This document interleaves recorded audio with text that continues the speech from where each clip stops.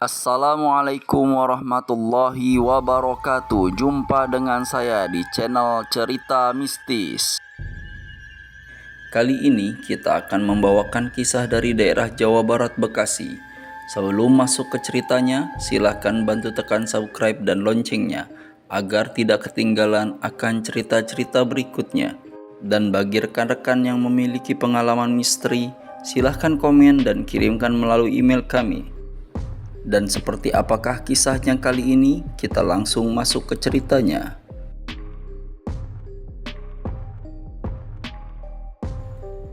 Dina adalah tokoh utama kita kali ini.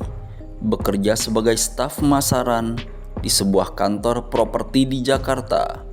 Lingkungannya cukup kompetitif, tetapi ia berhasil membangun hubungan baik dengan hampir semua rekan kerjanya, terutama Laras, rekan kerja Dina. Laras adalah gadis cantik yang ramah, berjilbab dan murah senyum. Sehari-harinya duduk di meja sebelah Dina. Laras, rekan Dina, adalah sosok yang menarik perhatian di kantor. Selain wajahnya yang anggun, kepribadiannya yang ramah membuat semua orang nyaman di dekatnya. Baik pria maupun wanita kerap memuji kecantikannya yang terlihat alami. Dina dan Laras sebenarnya berteman cukup baik. Mereka sering makan siang bersama atau berbagi cerita tentang klien yang sulit. Meskipun keduanya masih lajang, percakapan mereka jarang membahas soal pasangan. Lebih sering soal pekerjaan dan hobi masing-masing. Namun, di balik senyumnya, Dina menyimpan rasa iri yang semakin hari semakin besar. Baginya, Laras seolah memiliki segalanya. Tak hanya cantik, Laras juga sering mendapatkan klien besar yang membuat karirnya semakin melesat. Rasa iri membuat Dina merasa tertinggal. Sebagai wanita yang juga ingin diperhatikan, ia sering merasa tidak percaya diri. Pujian yang selalu mengarah kepada Laras membuatnya kerap membandingkan diri sendiri, dan itu terus menggerogoti hatinya. Suatu hari, saat makan siang, rekan-rekan pria di kantor bergurau soal siapa yang akan mendekati Laras lebih dulu. Dina hanya tersenyum tipis, menahan perasaan canggung. Diam-diam, ia merasa terlupakan di tengah keramaian itu. "Kamu juga cantik, Kodin. Jangan terlalu dipikirin," ujar Laras suatu saat, seolah tahu apa yang sedang Dina rasakan. Tapi bagi Dina, ucapan itu hanya menambah rasa pahit. Ia ingin lebih dari sekedar penghiburan. Hari demi hari, rasa iri itu mengakar semakin kuat. Dina ingin menjadi pusat perhatian seperti Laras, ingin memiliki kecantikan yang memikat seperti Laras. Tapi dia tahu kecantikan alami seperti Laras bukan sesuatu hal yang mudah dimiliki. Hingga suatu hari, Dina berbincang dengan seorang wanita setengah baya, Ibu Hani, klien barunya yang baru bertemu dengannya 3 kali, bersenda dan bergurau tentang susuk yang bisa membuat dirinya cantik. "Ih, Mbak Dina, kayaknya penasaran banget nanyanya.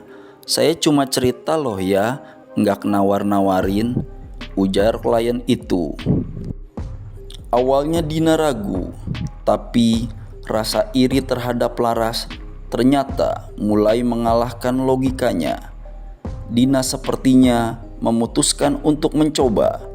Keputusan itu menjadi awal dari mimpi buruknya.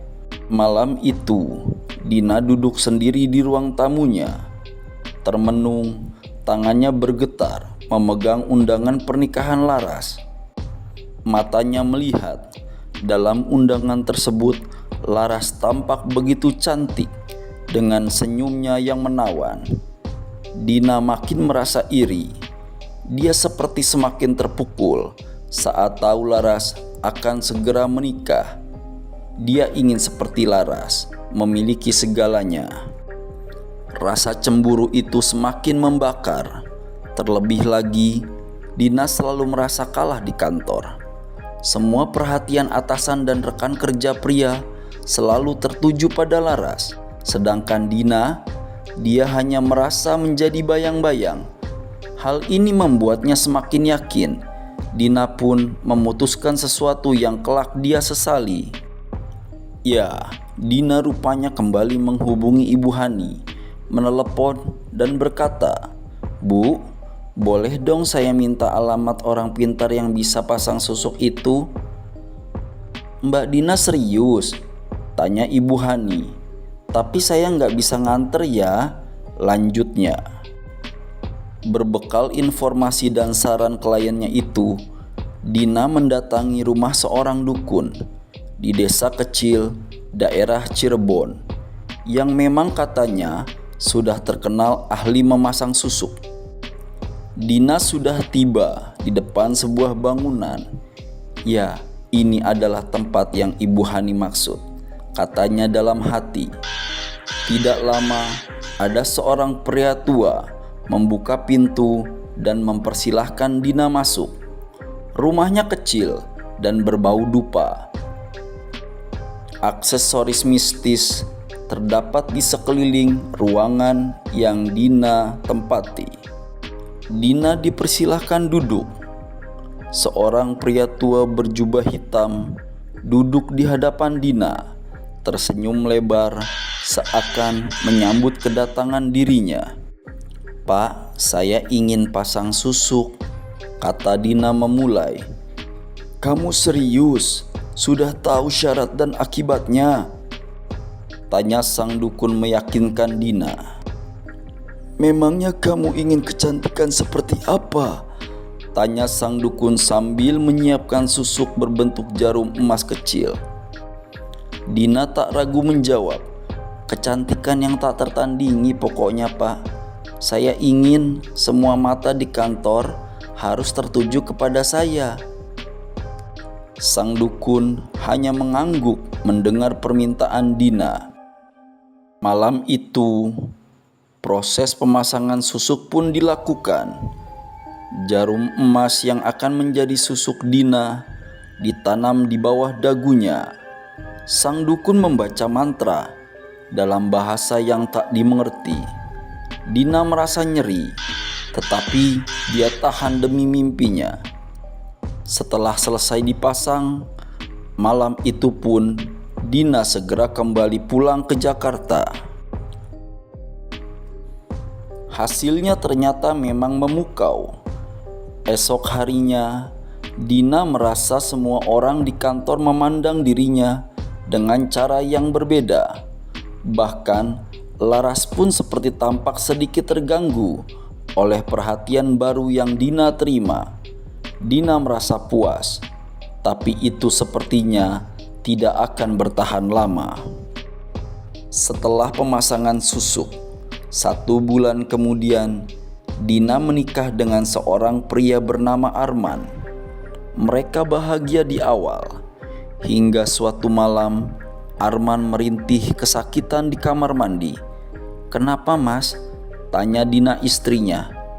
"Nggak tahu nih, perut aku tiba-tiba sakit," jawab Arman. Arman makin merasa sakit, muntahnya bahkan mengeluarkan darah, hingga akhirnya meninggal dengan sebab yang tidak jelas. Dina memang merasa ini aneh, tapi malam itu berlalu dengan cepat. Sedih meliputi hatinya. Pikirannya pun mulai penuh tanda tanya. Tapi dia tetap mencoba melanjutkan hidup, kembali bekerja seperti biasa, dan berusaha melupakan kematian suaminya yang pertama. Setelah kematian Arman, berselang 6 bulan, Dina menikah kembali dengan seorang pria bernama Raka.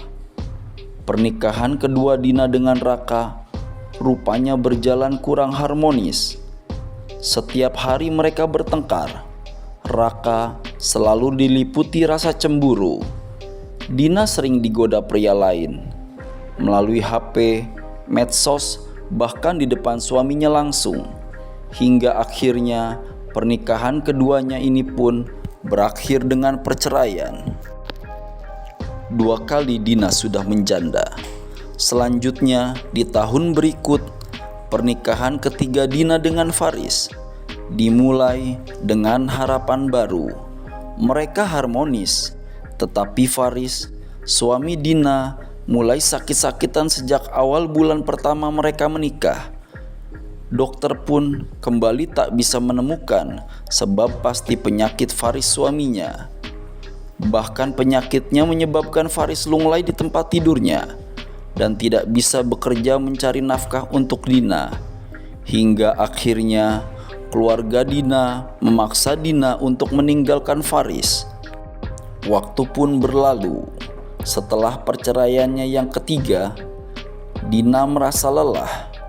Semua perhatian yang dulu dia inginkan kini berubah menjadi beban. Hidupnya dipenuhi pujian-pujian yang hampa.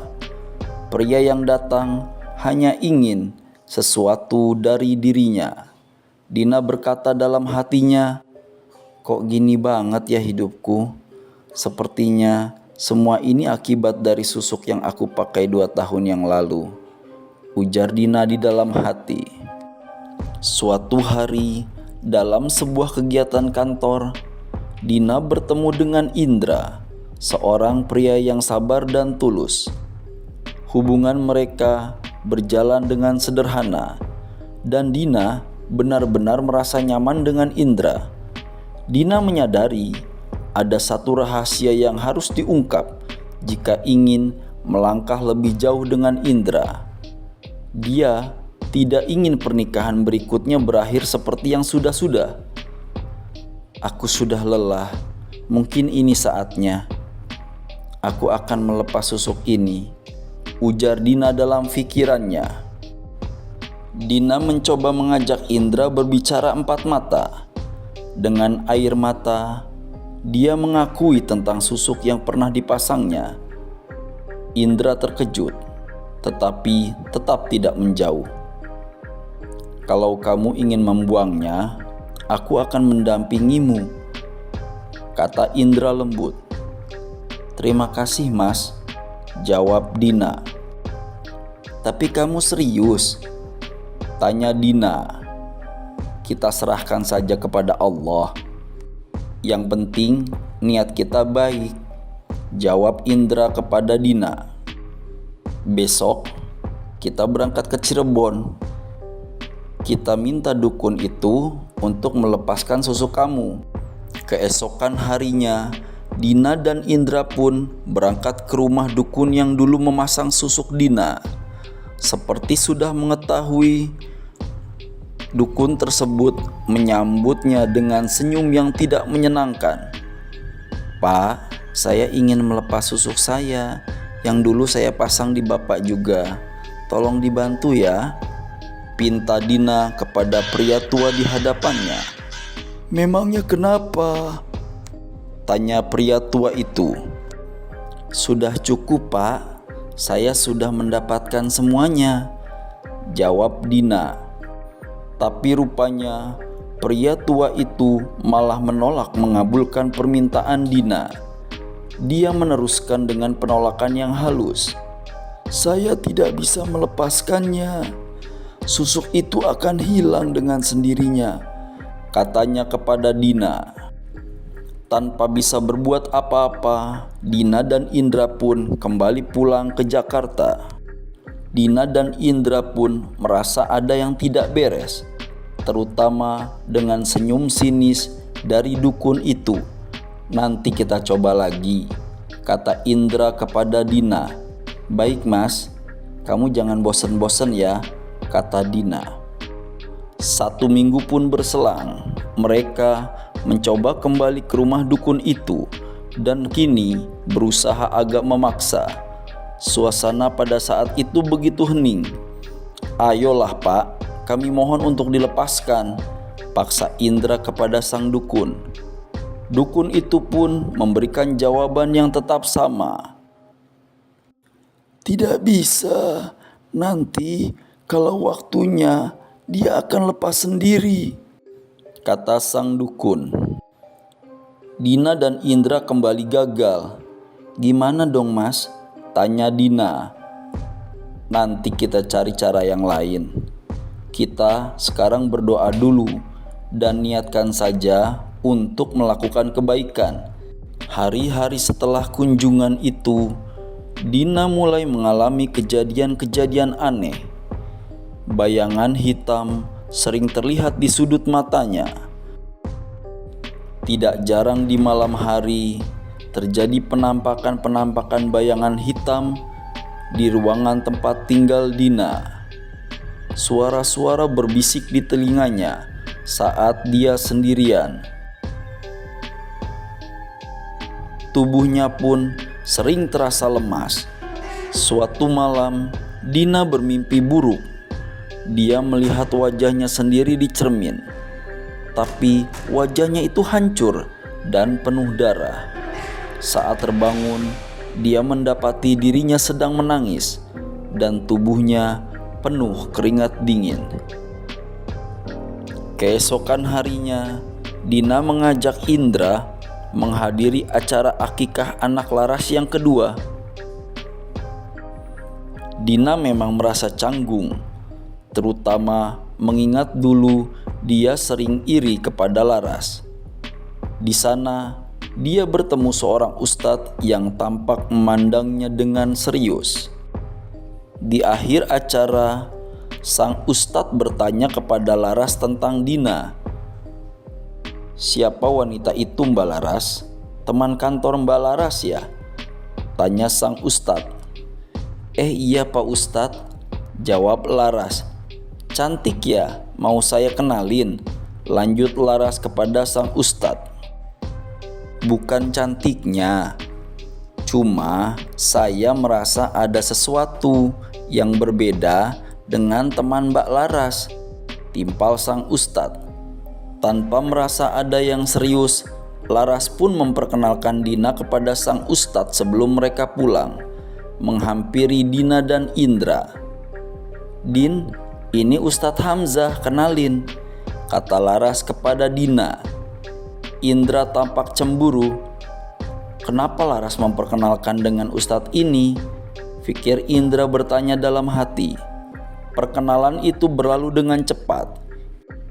Indra dan Dina meninggalkan rumah Laras dan kembali ke rumah mereka. Beberapa hari kemudian, di kantor, Laras menyampaikan salam dari Ustadz Hamzah kepada Dina. "Dia menanyakan kabarmu, sepertinya dia peduli, Din," hihihi, kata Laras seperti menggoda. Dina awalnya tidak terlalu merespon, tetapi kejadian demi kejadian yang aneh makin hari terus menghantui dirinya. Tepat suatu malam, Dina kembali diganggu sesosok bayangan hitam. "Siapa kamu?" tanya Dina. Kali ini bayangan itu terasa menyentuh wajahnya dan kembali menghilang. Dina menuju meja riasnya, berdiri terkejut. Saat bercermin, wajahnya terlihat penuh luka. Dina menjerit dan langsung tidak sadarkan diri. Di pagi harinya, Dina terbangun dengan tubuh yang dia rasa lemas. Dina memutuskan untuk menghubungi dan menemui Laras. Dengan wajah pucat dan lelah, Dina tetap memaksakan diri bertemu Laras. Pada saat bertemu, dia menceritakan segalanya.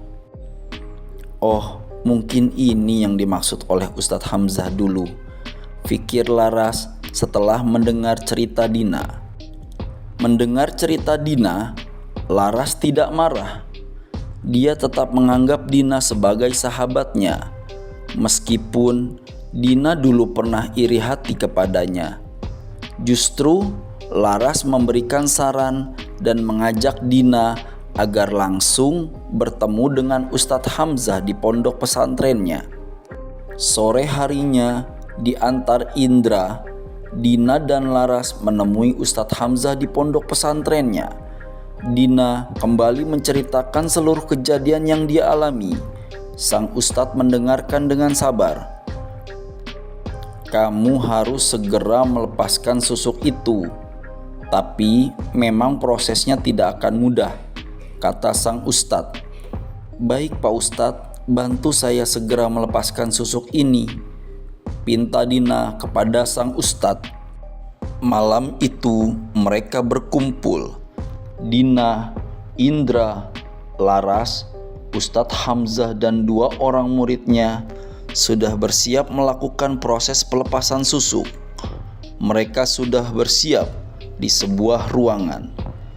Sepertinya ini tidak akan mudah, ujar sang ustadz. Benar saja, gangguan makhluk halus semakin menjadi. Beberapa ayat Al-Quran dibacakan berulang oleh Ustadz Hamzah dan murid-muridnya. Dina beberapa kali kesurupan, tapi sang ustadz tidak menyerah membantunya. Kerap kali Indra dan Laras memegangi Dina saat Ustadz Hamzah mencoba melepas susuk yang berbentuk jarum emas kecil di dagunya. Ustadz Hamzah dan murid-muridnya terus membacakan ayat-ayat suci Al-Quran secara bergantian, meruqyah Dina dan membantunya melepaskan sihir susuk yang menempel padanya. Sesekali Ustadz Hamzah berinteraksi dengan Dina yang kesurupan. Pergilah hai musuh Allah, perintah Ustadz Hamzah. 5 jam sudah berlalu. Waktu menunjukkan pukul 2:30 dini hari. Akhirnya tubuh Dina terlihat sudah lunglai.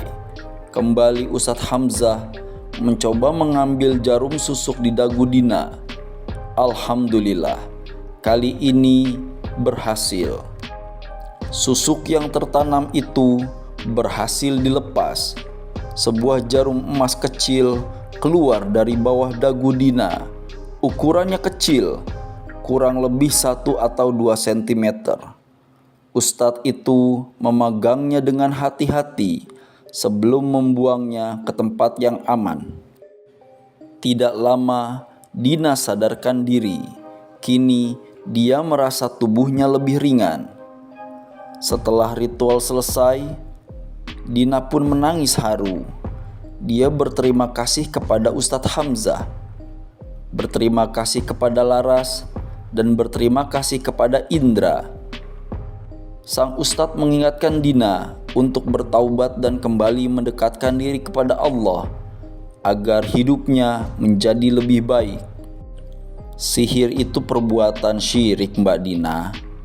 Dia akan mengikuti kita jika kita tidak menjauhinya, nasihat sang ustadz. Dina menyadari betapa jauhnya dia telah tersesat karena rasa iri. Kini dia bertekad menjalani hidup yang lebih tulus dan bersih, meninggalkan masa lalunya yang kelam. Dan pagi mulai nampak. Dina diantar Indra kembali pulang. Indra pun setia mendampinginya menuju awal yang baru. Berselang 3 bulan kemudian, Indra dan Dina menikah. Mereka mengundang Laras dan Ustadz Hamzah. Saya doakan pernikahan kamu dan Indra menjadi awal yang baik, menjadi rumah tangga yang sakinah, mawadah dan rohmah. Doa Ustadz Hamzah kepada mereka berdua. Demikian dan terima kasih. Oke teman-teman, demikianlah kisah kali ini. Bagaimana menurut kalian? Silahkan tulis di kolom komentar. Dan buat teman-teman yang baru bergabung, silahkan subscribe, like, dan share. Dan kita nantikan kisah selanjutnya.